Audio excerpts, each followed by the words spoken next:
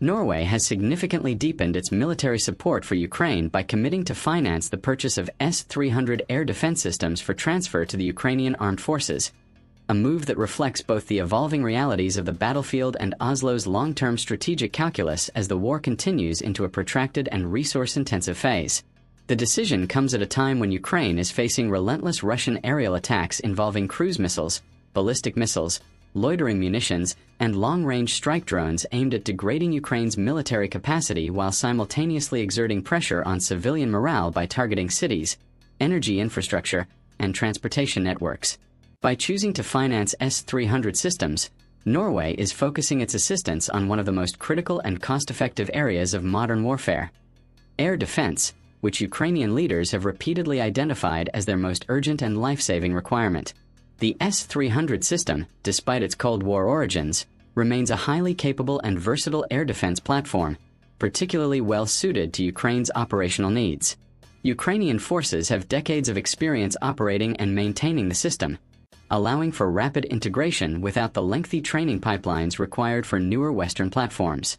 This familiarity translates into immediate battlefield impact, as newly supplied systems can be brought online quickly to reinforce air defense coverage over key regions. Military analysts note that while Western-supplied systems such as Patriot and Iris-T offer advanced capabilities, their limited numbers make it difficult to provide continuous nationwide coverage.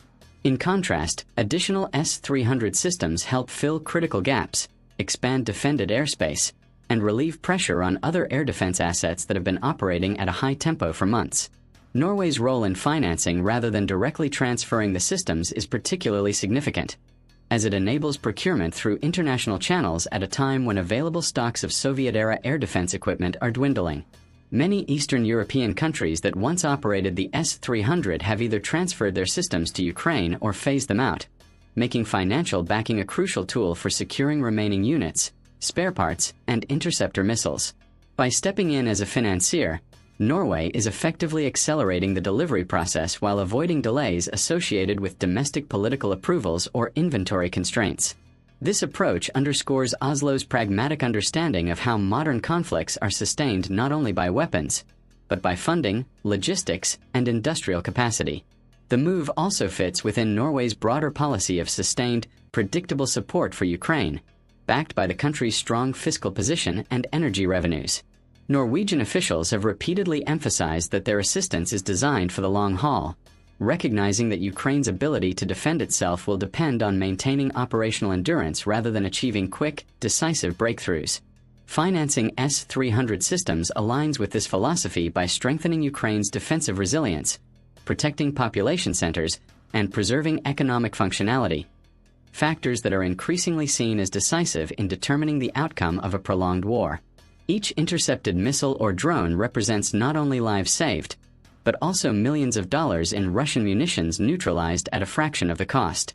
Strategically, Norway's decision sends a powerful signal of unity and resolve within Europe at a time when questions persist about the sustainability of Western support for Ukraine.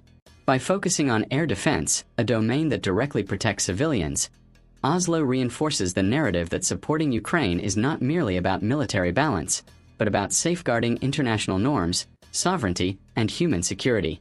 The financing of S-300 systems also complements Norway's earlier contributions, including NASAMS air defense systems that have proven effective against a wide range of aerial threats. Together, these systems form a layered defensive shield that complicates Russian strike planning and forces Moscow to adapt its tactics, often with diminishing returns.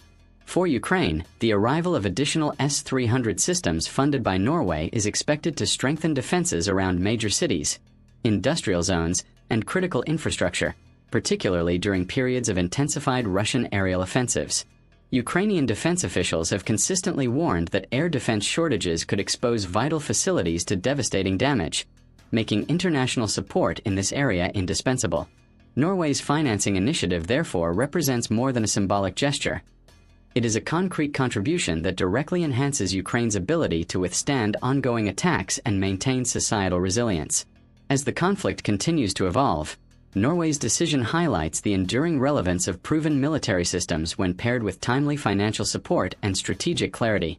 While attention often centers on cutting-edge technologies and next-generation weapons, The financing of S-300 air defense systems demonstrates how legacy platforms, properly sustained and integrated, can remain decisive in modern warfare.